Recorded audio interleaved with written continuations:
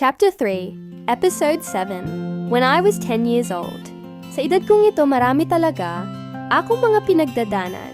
Kahit bata pa, dami ko nang iniisip kung paano ba makakatulong sa aking mga magulang. Ano ang magagawa ko bilang isang bata para matulungan sila? Ganyan ako mag-isip nun.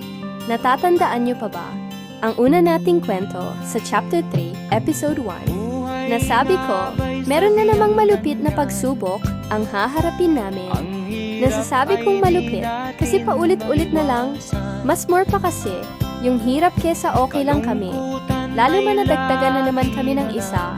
Nanganganak na naman si mama ko, pang-anim nilang anak, kapatid kong lalaki. Ipinanganak noong 1979. Masaya naman kami pag may bago kaming kapatid, kaso lang, hindi yan ang makakatulong sa aming kahirapan. Itutuloy natin sa mga sumusunod. Maraming salamat. Ang inyong Ate Mel B.